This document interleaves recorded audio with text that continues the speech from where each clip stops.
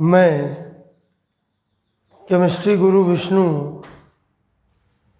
और पिछले लगभग 2 साल से यूट्यूब पे अपना चैनल चला रहा हूँ केमिस्ट्री गुरु विष्णु नाम से। मेरे चैनल में केमिस्ट्री से रिलेटेड एकेडमिक और कंपटीशन लेवल की 300 से ज़्यादा वीडियो हैं। लेकिन बड़े आश्चर्य की बात है कि एक भी वीडियो हिंदी में नहीं है। अब हिंदी हमारी मातृभाषा है। उत्तर प्रदेश, मध्य प्रदेश, बिहार, 3 में मुख्य रूप से 3 प्रदेशों में बोली जाती है। इसके अलावा छत्तीसगढ़, उत्तराखंड, राजस्थान और गुजरात, इसमें भी हिंदी में पढ़ने वाले कई छात्र और छात्राएं होते हैं।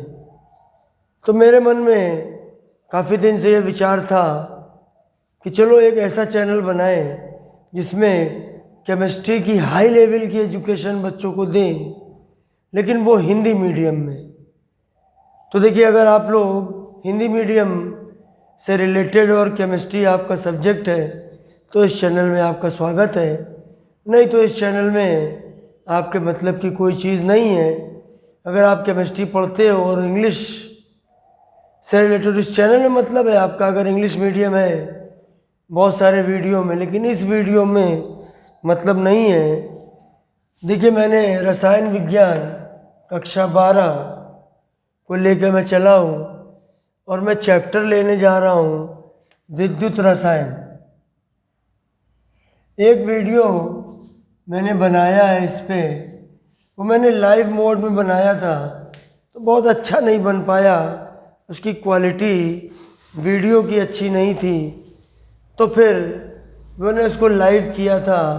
अभी मैं इसको लाइव प्रीमियर कर रहा हूँ। ठीक है, तो आपको कुछ बातें मैं पहले बता दूँ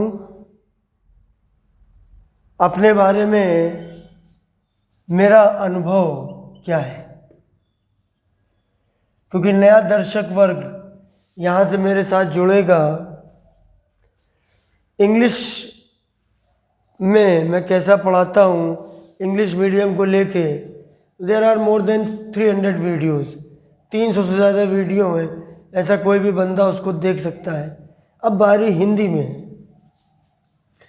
तो अनुभव की जब बात करेंगे तो 33 वर्ष का मुझे अनुभव है केमिस्ट्री पढ़ाने का, और जिसमें क्लास 9 से लेके एमएससी लेवल तक का,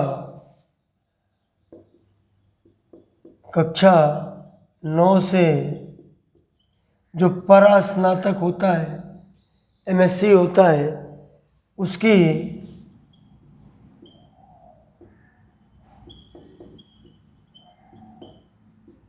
पोस्ट ग्रेजुएट एमएससी जो आखिरी क्लास होती है, तो उसमें मैं रसायन विज्ञान यानी कि केमिस्ट्री, देखो भाई थोड़ा थोड़ा इंग्लिश में भी लेके चलना बहुत ज़रूरी है। ठीक है, मीडियम में पूरा हिंदी रखूँगा, लेकिन बीच बीच में थोड़ा थोड़ा इंग्लिश भी जानना ज़रूरी है। तो ये मेरा अनुभव है। अनुभव बताना बहुत ज़रूरी है क्योंकि ये एक इम्पॉर्टेंट चीज़ होती है। ठीक है, तो मतलब मेरे ये बाल समझ जाना धूप में सफ़ेद नहीं हुए। इतना समय मुझे हो गया रसायन विज्ञान को पढ़ाते हुए, और पिछले 2 साल हो गए हैं मुझे लगभग, तो मैं यूट्यूब पे भी काम कर रहा हूँ और 2000 से ज़्यादा सब्सक्राइबर हैं। हालांकि बहुत ज़्यादा तो नहीं है, लेकिन ठीक है, जो है मैं उनके साथ, बच्चों के साथ मेहनत करता हूँ। और अब मैं हिंदी में भी लेके आया हूँ एक अच्छी क्वालिटी की एजुकेशन। तो पहले मैं आपका जो स्कूली शिक्षा है उसको लेके चलूँगा, और बाद में या इसी के साथ धीमे धीमे प्रतियोगी परीक्षाओं में भी आपके साथ जुड़ूंगा। बस मैं चाहता हूँ आप थोड़ा सहयोग करें और अपने साथ में और बच्चों को जोड़ें ताकि मेरा मोटिवेशन बढ़े और मैं आपके लिए बराबर और वीडियो लाता चलूँ। ये मैंने आपको अपना अनुभव बता दिया, मैं क्या क्लास डील करता हूँ ये मैंने बता दिया। फ़िलहाल मैं चाहता हूँ कक्षा 12 के बच्चों को, जिनका कि बोर्ड का जो एग्ज़ाम होना है, जो बोर्ड की परीक्षा होनी है 2022 और 23 की, जो मार्च के आसपास होगी 2023 में, उस परीक्षा को मैं आपकी तैयारी कराने के लिए आया हूँ। मैं आपके साथ जुड़ूंगा और सप्ताह में 3 कक्षाएं आपकी रखूँगा। 3 कक्षाएं रखूँगा और जो उनका समय होगा वो होगा 6 से 7 प्रातःकाल,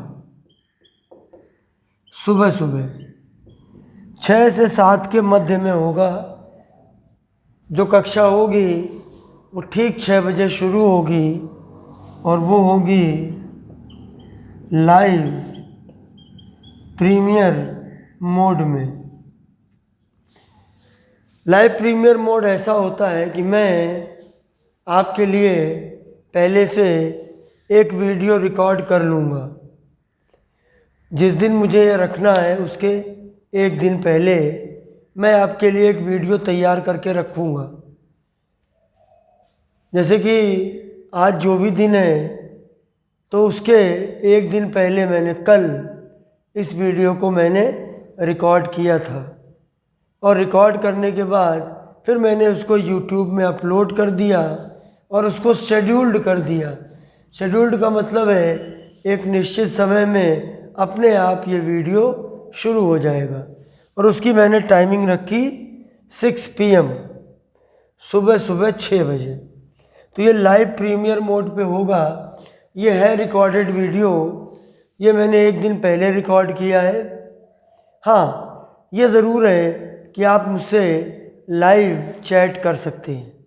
आप देखिए नीचे लाइव चैट का ऑप्शन है, उसमें आप जाइए और आप कुछ टाइप कर दीजिए अपने मोबाइल से। जो भी आपको प्रश्न पूछना है उसको आप टाइप कर दीजिए। तो चूँकि इस वीडियो को मैं भी देख रहा हूँ, आप देख रहे हो, मैं भी देख रहा हूँ, इसलिए ये वीडियो आपके लिए बिल्कुल लाइव की तरह है। लेकिन बस ये क्या, इसमें लाइव की तुलना में इसकी क्वालिटी बहुत अच्छी है। आप खुद देखिए, एक डिस्क्रिप्शन बॉक्स में मैंने वीडियो डाल रखा है जो मैंने लाइव चलाया था, और अब ये जो वीडियो आप जिस समय देख रहे हैं ये लाइव प्रीमियर मोड में है। आपको दोनों की क्वालिटी में, वीडियो ऑडियो दोनों में फ़र्क पड़ेगा। और फिर फ़ायदा ये रिकॉर्डेड वीडियो है, अब आप जब चाहे उसको देख सकते हैं, फिर से आप देख सकते हैं। आपके पास कोई भी पुस्तक हो, ठीक है, वो आप अपना उसको पढ़ते रहिए, अपने स्कूल की आप जो भी पढ़ाई है उसको करते रहिए। मैं आपकी बोर्ड परीक्षाओं की तैयारी सुचारू रूप से करवाऊंगा, ये मेरी जिम्मेदारी है और इसको आप देखते चलना। बाकी मैं पढ़ाने में कैसा हूँ आपको खुद ब खुद समझ में आ जाएगा। सप्ताह में 3 आपको कक्षाएं मिलेंगी, समय उसका 6 से 7 होगा और इसकी जो डेज होंगे यानी इनके जो दिन होंगे वो 1, 3, 5 फ़िलहाल मैं रखूँगा। 1 का मतलब है सोमवार, 3 का मतलब है बुधवार और 5 का मतलब है शुक्रवार। ये सोमवार, ये बुधवार, ठीक है। पहली कक्षा है तो बात को समझाना बहुत ज़रूरी है। अब आप यूपी बोर्ड के हो, एमपी बोर्ड के हो, बिहार बोर्ड के हो, गुजरात बोर्ड के हो, राजस्थान बोर्ड के हो या कहीं पर भी हिंदी भाषी बोर्ड में हो, और आपकी जो पढ़ाई है वो NCERT आधारित है। तो ये वीडियो आपके मतलब के हैं, तो आप इनको पढ़िए, एक कॉपी बनाइए, एक नोट्स बनाइए, उस कॉपी पे ऊपर लिखिए नोट्स बाय केमिस्ट्री गुरु विष्णु। मैं चाहूँगा आपके अंदर एक ऐसे भाव उत्पन्न हो जो गुरु और शिष्य के बीच या गुरु और शिष्या के मध्य होते हैं। तो मैं आप सभी को अपना शिष्य और अपना शिष्या मानता हूँ। तो आपको भी चाहिए कि मुझे अपने गुरु के रूप में स्वीकार करें। उस दिन करें जिस दिन आपको सच में लगे कि ये बंदा मेरा गुरु बनने लायक है, तब मुझे अपना गुरु मानना अपने आप के इस रसायन विज्ञान विषय में। तो अगर मैं इसको शुरुआत करता हूँ आज की अपनी क्लास, तो इसमें मैं विद्युत रसायन जो आपका अध्याय है या पाठ है उसको मैं आज उसकी शुरुआत करता हूँ। और शुरुआती मैंने आपको डिटेल बता दी। आज से श्री गणेशाय नमः करता हूँ, इसकी शुरुआत करता हूँ उस उम्मीद के साथ कि मैं आपके एग्ज़ाम को पूरा संपन्न करवाऊँगा और आपको कोचिंग वगैरह पढ़ने की कोई आवश्यकता नहीं रहेगी। तो चलिए, ये चैप्टर हमारा पाठ का नाम है विद्युत रसायन और इसके अलग अलग भाग होंगे। ये पहला भाग है। तो विद्युत रसायन में इस पाठ में हम सेल, बहुत सारे ऐसे शब्द हैं जिनका जो हिंदी शब्द है वो उतना अच्छा नहीं है। ज़्यादातर यूज़ अब हम सभी दुनिया में, चाहे हिंदी मीडियम हो चाहे इंग्लिश मीडियम हो, चाहे पढ़े हो चाहे ना पढ़े हो, अब उनको बैटरी पता है। वो जानते हैं कि मोबाइल में बैटरी है। और आप खुद सोचिए बैटरी को हिंदी में क्या कहते हैं, आपको भी नहीं पता होगा। धीमे धीमे वो बैटरी शब्द हिंदी बन चुका है। तो जैसे सेल या फिर बैटरी के बारे में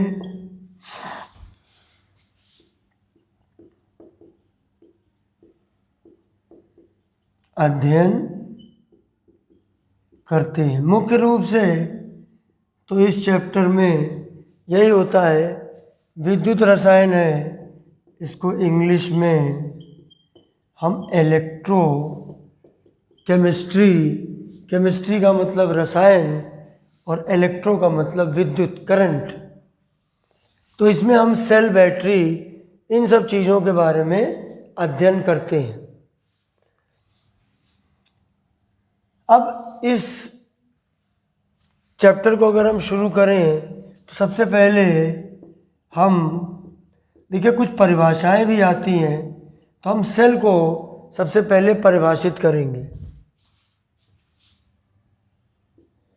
सेल, देखिए आपके देखिए आसपास अपने दीवार में ढूंढिए, आपको एक घड़ी लटकी हुई नज़र आएगी, टिक टिक करती हुई। उस घड़ी में जो उसका सुई घूम रही है, वो क्यों घूम रही है? क्योंकि उसके अंदर एक सर्किट है और जिसमें सेल के द्वारा करंट यानी विद्युत धारा उसके अंदर प्रवाहित की जाती है।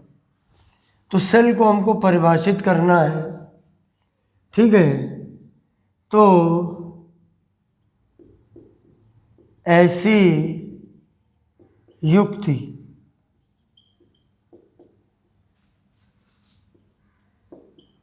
जिसमें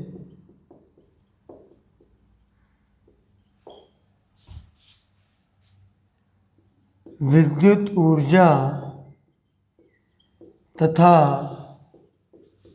रासायनिक ऊर्जा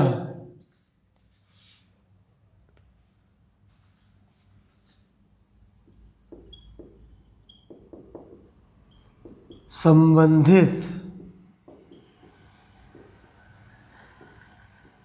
रिडॉक्स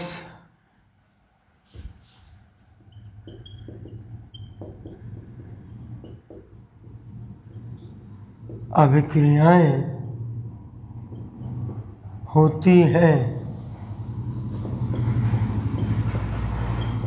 सेल कहलाती है।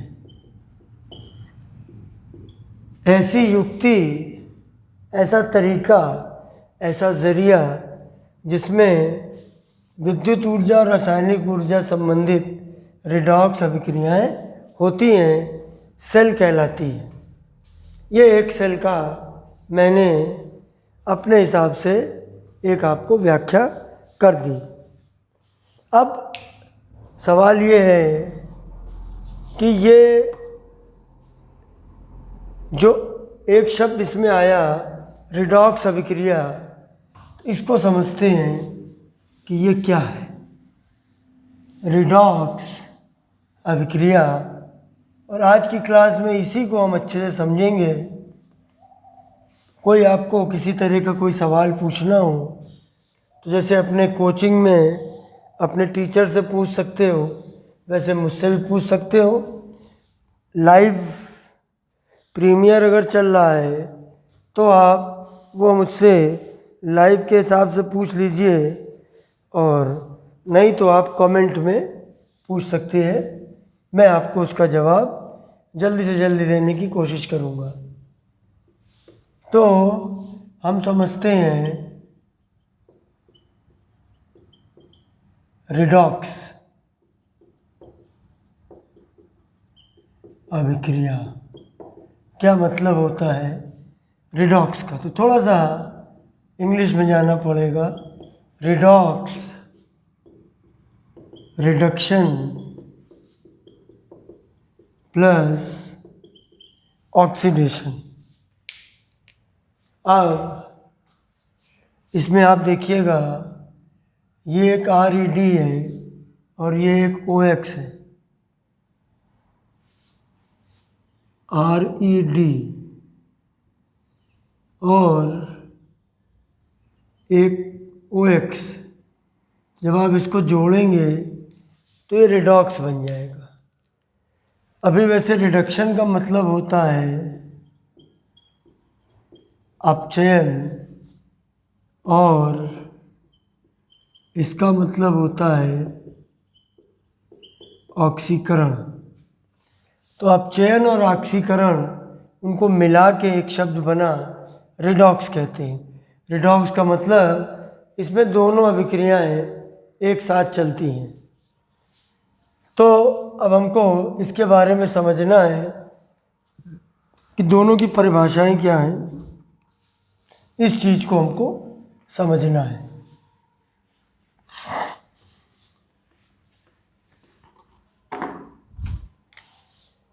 तो देखिए, एक तरफ हमने लिखा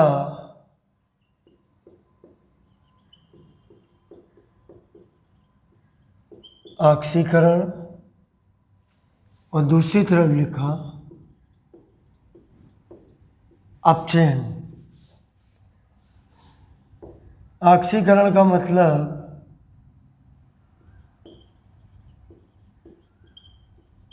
ऑक्सीजन का जुड़ना।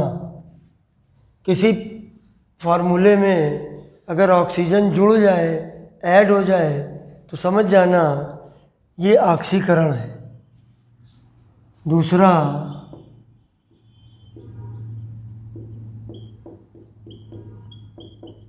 हाइड्रोजन का निकलना। तीसरा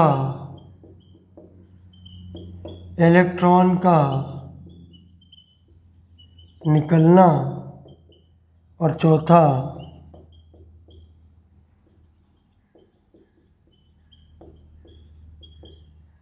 ऑक्सीकरण संख्या, जिसको इंग्लिश में ऑक्सीडेशन नंबर कहते हैं, तो इसको शॉर्ट में बोलेंगे ON, ऑक्सीकरण संख्या का बढ़ना। ये ऑक्सीकरण की परिभाषा हुई। तो जो अपचयन की परिभाषा होगी, इसको बिल्कुल उल्टा कर देंगे, जस्ट रिवर्स कर देंगे, तो वो हमारा अपचयन बन जाएगा। ये 4 प्रमुख परिभाषाएं आपके समक्ष बोर्ड पर लिखी हुई हैं। ऑक्सीजन का जुड़ना, या इसको योग भी कह सकते हैं, हाइड्रोजन का निकलना भी ऑक्सीकरण होता है, इलेक्ट्रॉन का निकलना भी ऑक्सीकरण होता है, और ऑक्सीकरण संख्या का बढ़ना भी ऑक्सीकरण होता है। ये चारों परिभाषाएं ऑक्सीकरण की हैं।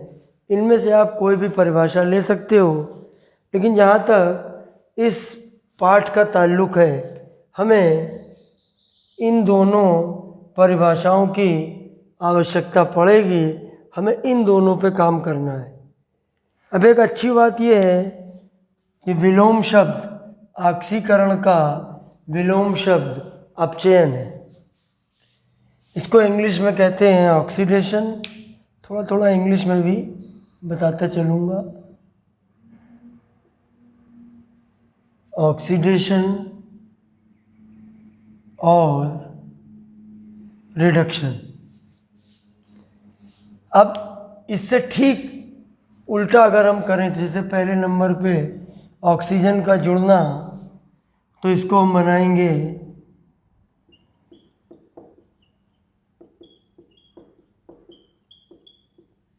ऑक्सीजन का निकलना। अगर हाइड्रोजन का निकलना ऑक्सीकरण है, हाइड्रोजन का योग या जुड़ना अपचयन है। और अगर इलेक्ट्रॉन का निकलना ऑक्सीकरण है, तो इलेक्ट्रॉन को मैं अक्सर ऐसे लिखता हूँ E-, तो इलेक्ट्रॉन का जुड़ना, और अंत में ऑक्सीकरण संख्या का बढ़ना। अगर ऑक्सीकरण है तो ऑक्सीकरण संख्या का घटना अपचयन है। तो इन 4 परिभाषाओं पे आप अच्छे से काम करें। इनकी आवश्यकता संपूर्ण चैप्टर में आपको पड़ेगी। इसके अतिरिक्त कई आगे अन्य पाठ हैं जहाँ पर भी इनकी आवश्यकता आपको पड़ेगी। अतः इसको एक बेसिक टॉपिक, आधार टॉपिक समझते हुए इसको आप पढ़ें। इसकी ज़रूरत अकार्बनिक रसायन में भी पड़ती है। जैसे जब आप पढ़ेंगे D block, P block, F block, तो वहाँ पे भी इसकी आवश्यकता पड़ेगी। अब हमें अगली बात जो जानना आवश्यक है वो है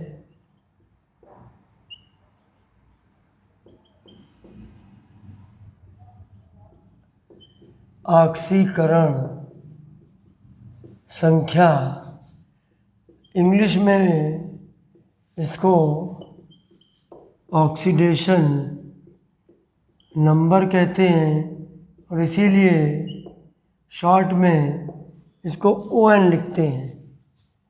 तो पहले हम जानेंगे इसकी परिभाषा क्या है, और फिर इसको निकालने संबंधित समस्त नियमों को जानेंगे, क्योंकि इसकी आवश्यकता हमें अपने विद्युत रसायन पाठ में पढ़ने वाली है। ऑक्सीकरण संख्या क्या है? देखो, ऑक्सीकरण संख्या को एक सिंपल वे में समझिए। इसका मतलब होता है, इसका तात्पर्य होता है आवेश। ऑक्सीकरण संख्या का एक जो बढ़िया एक शब्द में अगर मैं इसकी व्याख्या करूं, बोला ऑक्सीकरण संख्या, बोला चार्ज, आवेश। आवेश देखिए,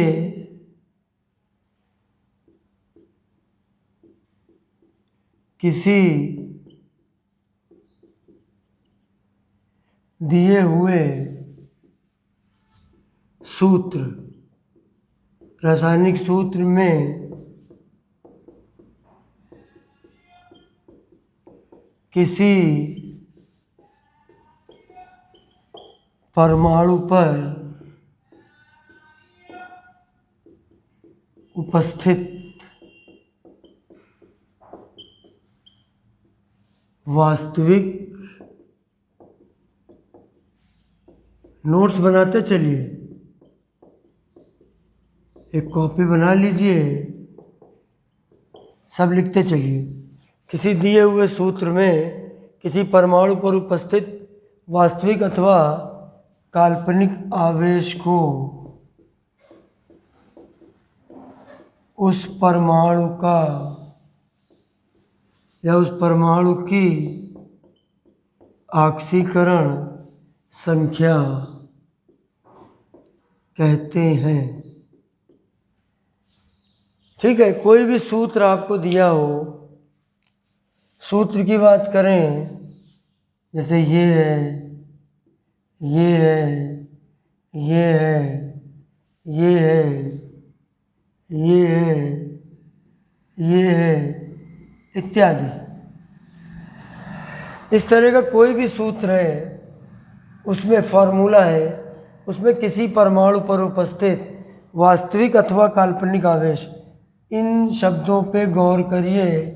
वास्तविक अथवा काल्पनिक आवेश, आवेश आप जानते हो, धन आवेश होता है या ऋण आवेश होता है। तो जो आवेश होता है किसी भी परमाणु पर, उसी को कहते हैं हम ऑक्सीकरण संख्या। ऑक्सीकरण संख्या के लिए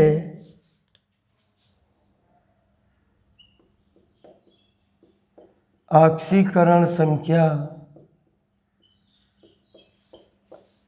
ज्ञात करने के नियम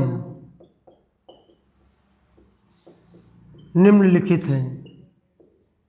अब आपको नियमों को समझना है, कौन कौन से नियम हैं जिनके द्वारा हम ऑक्सीकरण संख्या को ज्ञात करते हैं। एक एक करके नियम बनाऊंगा, आप उसको लिखते जाइए।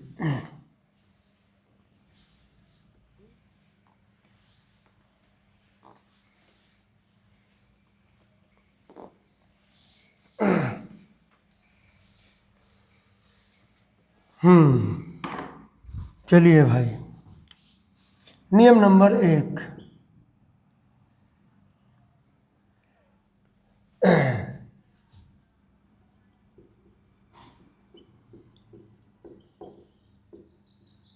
तत्व अवस्था में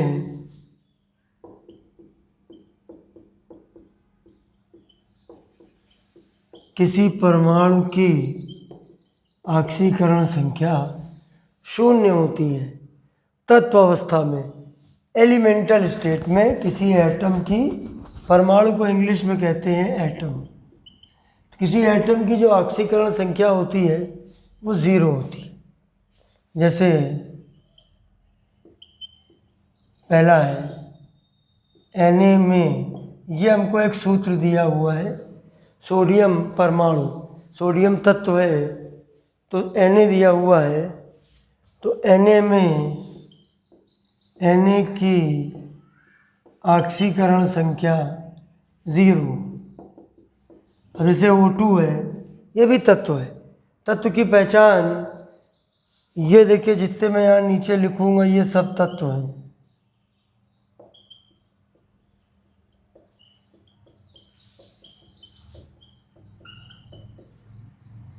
ये देखिए, ये सब, ये जितने भी लिखे हैं ये सब तत्व अवस्था में है। तत्व अवस्था में होने का मतलब क्या है? एक ही प्रकार का परमाणु आप दिखेगा उसमें।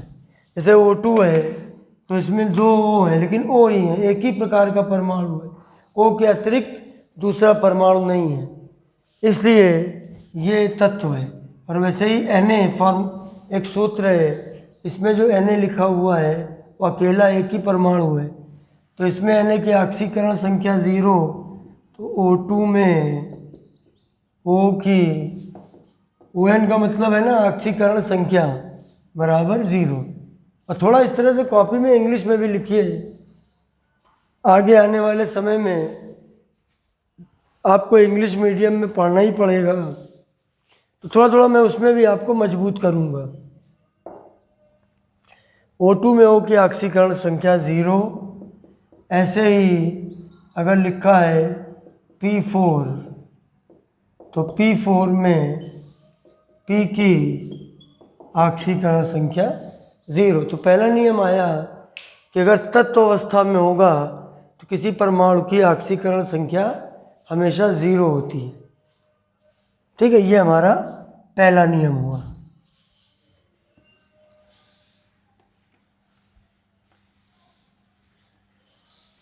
अब आते हैं हम दूसरे नियम में।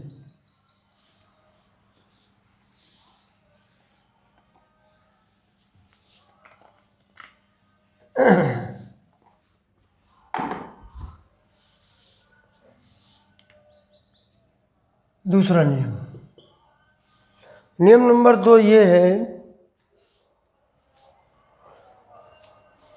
कि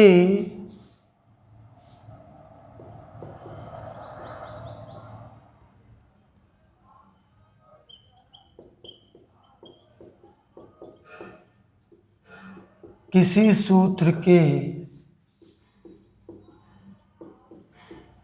सभी परमाणुओं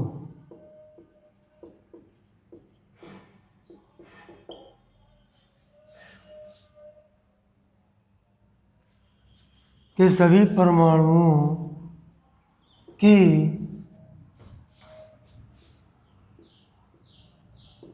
कुल ऑक्सीकरण संख्या बराबर सूत्र पर कुल आवेश। क्योंकि हमने बताया अभी आपको कि ऑक्सीकरण संख्या का तात्पर्य होता है आवेश। आवेश वास्तविक या काल्पनिक किसी भी प्रकार का हो सकता है। तो किसी सूत्र के सभी परमाणुओं की कुल ऑक्सीकरण संख्या सूत्र पर कुल आवेश के बराबर होता है। अब चलिए मैं देखिए Eg अगर लिखूँगा Eg, तो इसका मतलब होता है फॉर एग्ज़ाम्पल। कुछ शब्दों को हिंदी में मत लीजिए, इंग्लिश में यूज़ करिए, सभी को आते हैं ये शब्द, थोड़ा आपका भी स्टैंडर्ड बढ़ेगा भाई, है ना। तो Eg का मतलब है फॉर एग्ज़ाम्पल। आप उदाहरण के लिए लिखते हो तो उसकी बजाय आप Eg लिखा करो। अब देखिएगा मैं पहला आपको ले रहा हूँ, जैसे आपके सामने लिखा है H2SO4। ये एक सूत्र है, ये एक फार्मूला है, और हमने आपसे पूछा कि बताइए इनमें इस पे कुल आवेश कितना है। तो H2SO4 पे जो आवेश होता है वो पावर में घात के रूप में लिखा रहता है। तो यहाँ पे घातांक तो कुछ है ही नहीं, घात पे कोई भी अंक नहीं है, शून्य है। तो इसका मतलब है इसका कुल आवेश शून्य है। तो जो इसका कुल आवेश है उसमें 2 हाइड्रोजन है, 1 सल्फर है और 4 ऑक्सीजन है। इनका कुल आवेश 0 है। किसी सूत्र के सभी परमाणुओं की कुल ऑक्सीकरण संख्या बराबर सूत्र पर कुल आवेश। तो जैसे अभी आपको इस पे दिखाई दे रहा है कि इस पे टोटल कुल आवेश जो है वो 0 है, तो हमने लिखा 2H1S4O बराबर 0। तो ऐसे समीकरण हम स्थापित कर सकते हैं। दूसरा मैं दिखाता हूँ आपको। अब मान लीजिए लिखा है KMnO4, इसका नाम है पोटेशियम परमैंगनेट। देखिए कोशिश किया करिए कि जो भी नाम है उनको इंग्लिश में लिखा करिए। भले ही आपका मीडियम हिंदी है, लेकिन आप जो भी नाम होते हैं उनको इंग्लिश में लिखा करिए, क्योंकि उसके नियम कायदे कानून सारे के सारे इंग्लिश के हैं। तो KMnO4 है पोटेशियम पर मैंगनेट। धीमे धीमे अभ्यास करिए, नहीं तो हिंदी में तो लिख ही लेंगे आप।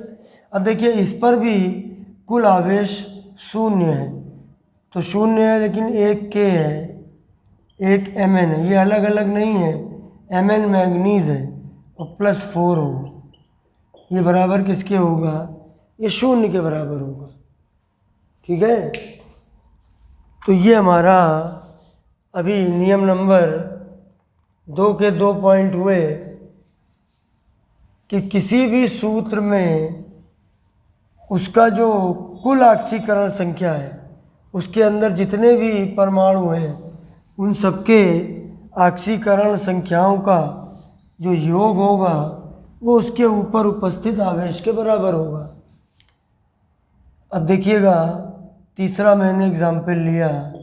अब की बार एक मैं लिखता हूँ, जैसे ये मैंने लिखा Cr2O7 2-, ये एक आयन है और इसके ऊपर का जो कुल आवेश है वो लिखा हुआ है -2। तो इसमें इक्वल में 0 नहीं करेंगे, इसमें इक्वल में -2 करेंगे। अब देखिए यहाँ पर 2 हैं क्रोमियम, तो हमने लिखा 2Cr और 7 है ऑक्सीजन, तो ये वैल्यू किसके इक्वल हुई? -2 के। या देखिए CO3 2-, ये कार्बोनेट आयन है, इसमें 1 कार्बन 3 ऑक्सीजन इक्वल टू -2। एक बार ध्यान से देखिए, जो बोर्ड पे लिखा हुआ है उसको ध्यान से समझिएगा कि जैसे यहाँ पर एक फार्मूला है, ये दिया है Cr2O7 2-, इसका नाम है डाइक्रोमेट आयन, इस पे कुल आवेश -2 है। इसमें देखो 2 है क्रोमियम 2Cr और 7 ऑक्सीजन इक्वल टू क्या किया? -2। ऐसे ही CO3 2- है, इस पे C लिखा प्लस 3O लिखा और ये बराबर किसके हुआ? ये बराबर हुआ 2- के। ठीक है, तो ये हमारा दूसरा हुआ। अच्छा, कोई हो सकता है कि धनावेश भी हो। एक और लेता हूँ एग्जाम्पल। अभी हमने ले लिया NH4+। देखिए अकेला प्लस लिखा हुआ है, उसका मतलब होता है +1। अब देखिए यहाँ पर एक N है और 4H है, 4H है, तो N + 4H इक्वल टू +1। तो दूसरे रूल में मैंने आपको बताया कि आप कैसे इस तरह के समीकरण स्थापित कर सकते हैं। तो ये हो गया हमारा नियम नंबर 2। अब आते हैं नियम नंबर 3 पे। हमारा तृतीय नियम क्या है?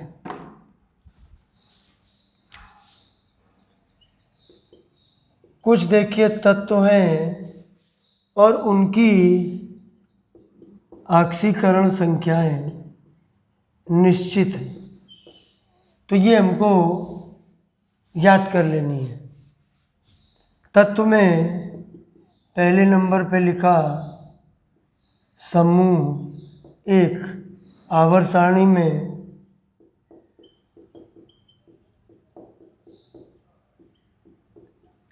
ये है आपके hydrogen, lithium, sodium, potassium, rubidium, caesium and francium.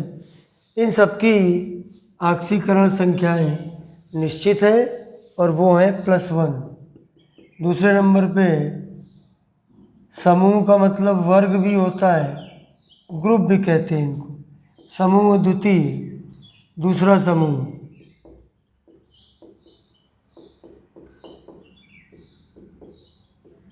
+2 beryllium, magnesium, calcium, strontium, barium और रेडियम। तो ये इन सब की ऑक्सीकरण संख्या जो निश्चित है वो +2 है। तीसरे नंबर पे एल्युमिनियम ले लीजिए, उसकी +3 है। चौथे नंबर पे ऑक्सीजन ले लीजिए, उसकी -2 है। और अंत में halogen, fluorine, chlorine, bromine, iodine, इनकी -1 है। ये तत्व हैं और उनकी निश्चित ऑक्सीकरण संख्याएं हैं। इनको भी एक बार फिर से आप याद कर लीजिए। हमारी आवर्त सारणी में कुछ समूह हैं और कुछ आवर्त हैं। समूह मतलब ग्रुप। तो ग्रुप 1 में hydrogen, lithium, sodium, potassium, rubidium, caesium, francium, इनकी +1 है। Group 2 beryllium, magnesium, calcium, strontium, barium, radium, इसकी +2 है। फिर एल्युमिनियम की +3 है। ऑक्सीजन की -2 है।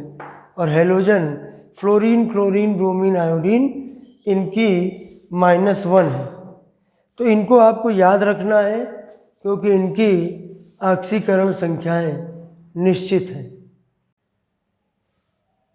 अच्छा, अब ये कि 3 नियम जो मैंने बताए हैं, इनको आप इस्तेमाल करें, प्रयोग करें, तो आप आराम से निकाल सकते हैं ऑक्सीकरण संख्याएं। तो कुछ हम एग्जाम्पल लेंगे जिनमें आपको ऑक्सीकरण संख्याएं निकालनी होगी। चलिए, पहला हमने लिखा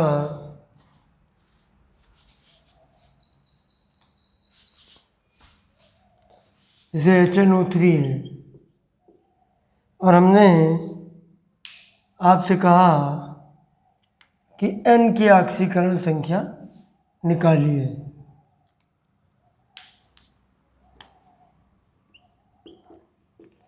दूसरा हमने दिया H2SO4। तीसरा हमने दिया KMNO4। चौथा हमने दिया K2Cr2O7। और इनमें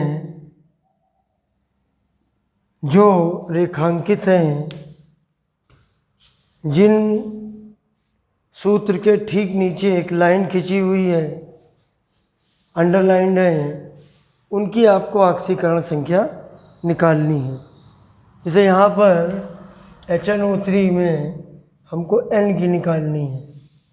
तो देखिए N की निकालनी है तो हमने इसको ऐसे लिख लिया, H + N + 3O = 0, क्योंकि इसका जो कुल आवेश है वो 0 है। अब जिनकी निश्चित है, हाइड्रोजन की निश्चित है 1 होती है और N की हमने मान ली X, क्योंकि हमको निकालनी है। जिसकी हमको निकालनी हो या जिनकी हमको ज्ञात करनी हो, उनकी ऑक्सीकरण संख्या को हम लोग मान लेंगे। हमने मान लिया इसको X। और ऐसे ही ऑक्सीजन की निश्चित होती है -2।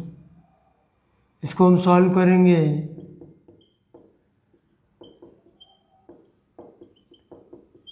X = +5। तो HNO3 में N की ऑक्सीकरण संख्या होगी +5। इसको ऐसे लिखेंगे, HNO3 में N की ऑक्सीकरण संख्या बराबर +5। देखो यहाँ पर प्लस हो या माइनस हो, धन हो या ऋण हो, दोनों चिन्ह का प्रयोग करते हैं। पॉजिटिव हो या नेगेटिव हो, हम दोनों चिन्हों का प्रयोग करते हैं। तो यहाँ पर हमने इसका +1 लिखा।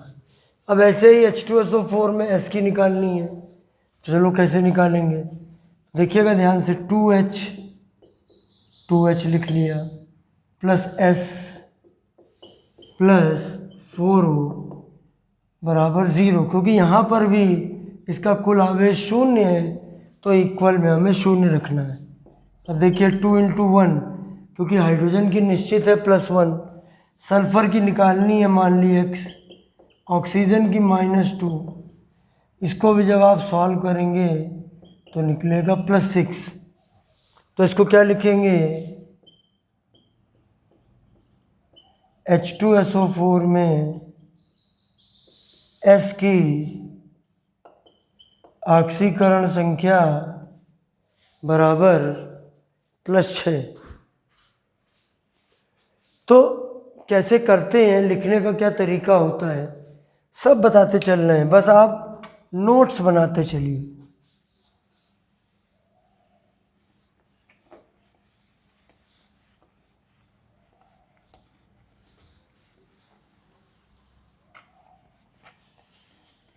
अब आइए, कोई भी सवाल हो पूछिए और सब्सक्राइब जरूर कर दीजिए।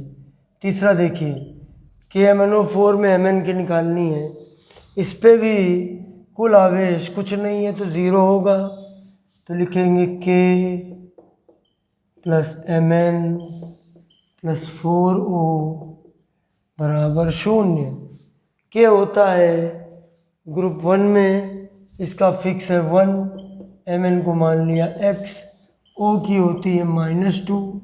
सॉल्व करने के बाद +7 आया तो हम लिखेंगे KMnO4 में Mn की ऑक्सीकरण संख्या बराबर +7। और अब चौथा है पोटेशियम डाइक्रोमेट। इसका नाम भी लिख लीजिए, याद कर लीजिए, पोटेशियम डाइक्रोमेट। इसमें भी कुल आवेश 0 है तो इसको लिखेंगे 2K। देखिए 2K + 2Cr। जो मैंने अभी आपको 3 नियम बताए उन्हीं का प्रयोग कर रहा हूँ। नियम नंबर 2 में ऐसे एक क्वेश्चन बना सकते थे, और नियम नंबर 3 पे निश्चित आवेश, अब K का 1 होता है, Cr को मान लिया x, तो ये 2x हो गया। लेकिन ध्यान रखना, हमें x की वैल्यू निकालनी है, ठीक है। +7 × -2, इसको सॉल्व करोगे +6 आएगी। तो अब इसको क्या लिखेंगे, थोड़ा आइडिया लगाइए। जैसे KMnO4 में Mn की ऑक्सीकरण संख्या, वैसे ये ऑक्सीकरण संख्या Cr की है, तो क्या लिखेंगे, K2Cr2O7 में Cr की ऑक्सीकरण संख्या बराबर +6, ठीक है। और अब कुछ एग्जाम्पल लेते हैं आयन के। आयन ऐसे पदार्थ हैं जिनमें धन आवेश या ऋण आवेश लगा होता है। अगर कोई आवेश नहीं है तो वो यौगिक है या वो तत्व है, और अगर कोई आवेश है तो वो आयन है। तो कोई भी आयन हम ले लेते हैं। चलिए, पहला ये एग्जाम्पल है, हमने लिया CrO4 2 MnO4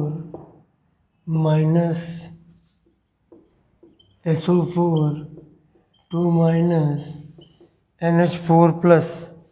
ये कुछ सूत्र दिए हुए हैं और इनमें जो भी रेखांकित हैं उनकी ऑक्सीकरण संख्या निकालनी है। अब CrO4 2- क्रोमेट आयन नहीं है, इसमें Cr की आपको निकालनी है। तो हम कैसे लिखेंगे, Cr + 4O और इक्वल टू -2। Cr को माना x, O की फिक्स है -2, कितना आया +6। तो इसको ऐसे लिखेंगे, oxidation number of Cr in CrO4 2-। ये तो इंग्लिश में हो गया, Cr में